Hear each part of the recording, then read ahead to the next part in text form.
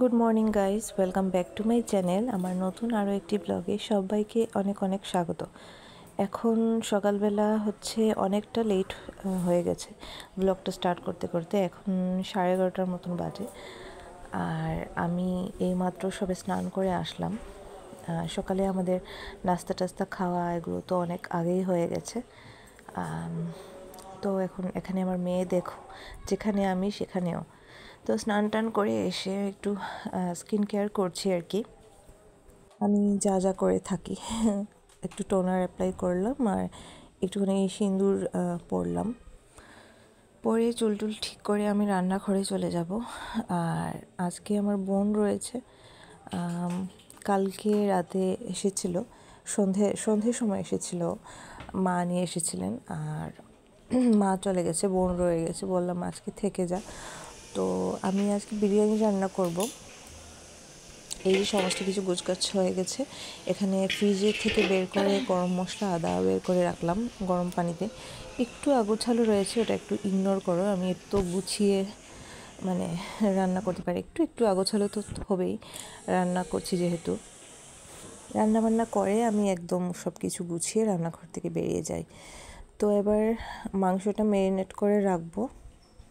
আদা, গরম মশলা যা যা লাগে, জিরে গুঁড়ো, ধনে গুঁড়ো, তারপর লঙ্কা গুঁড়ো, হলুদ গুঁড়ো, যা যা লাগে সব কিছু দিয়ে একটু সর্ষের তেল দিয়ে এক সপ্তাহের মধ্যে তো নিরামিষ থাকবে এক সপ্তাহ। আর কারণ একাদশী, দ্বাদশী, তারপর শিব চতুর্দশীর আগে তো আর আমিষ খাওয়া যাবে না। তো তাই জন্য আজকে লাস্ট বিরিয়ানি রান্না করছি, আমিষ রান্না করছি।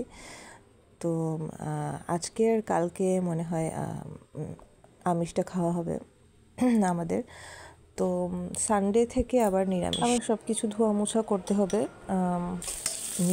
আমিষের যে কাপড় মানে ন্যাকড়া টেকড়া থাকে, সব কিছু ধুয়ে তারপর নিরামিষের ন্যাকড়া আমাদের আলাদা রয়েছে, ওটা বের করতে হবে। ফ্রিজ থেকে বিরিয়ানি মশলাটা বের করে নিলাম।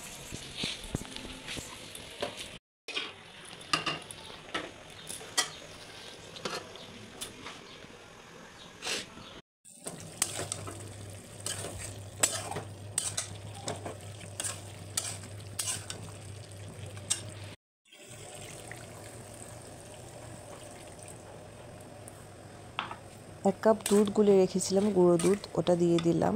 আর তারপর জল দিয়ে ভালোভাবে কষিয়ে নেব। চিকেনের গ্রেভি এখানে আমার পুরোপুরি রেডি। তো এদিকে আমি একটা কষিয়ে দিয়েছি।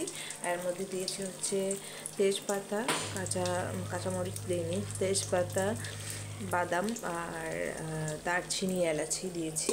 এবার এটাকে ভাজতে হলে তারপর চালটা ছেড়ে দেবো।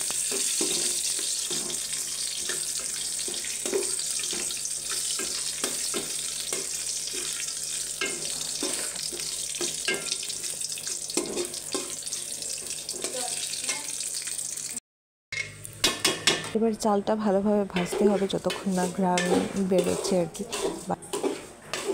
ভালো মতো চালটা ভাজা হয়ে গেছে, খুব সুন্দর ঘ্রাণ বেরোচ্ছে। এবার আমি দুধ দিয়ে দিলাম আরও 1 কাপ এর মধ্যে।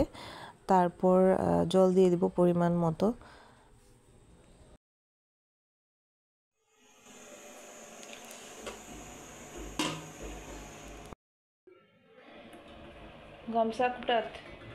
যে আমার বিরিয়ানির ভাত রেডি, একদম ঝরঝরে হয়েছে, খুব সুন্দর হয়েছিল খেতে।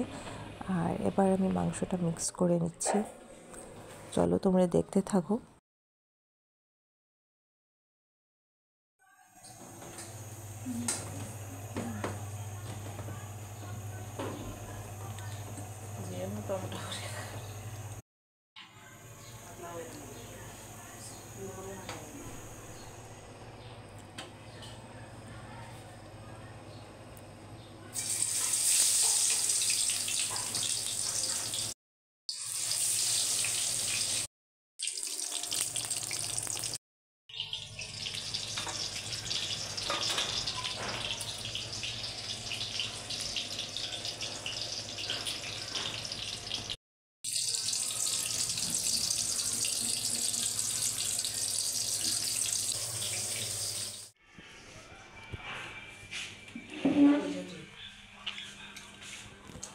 চিন্তা করে দিলাই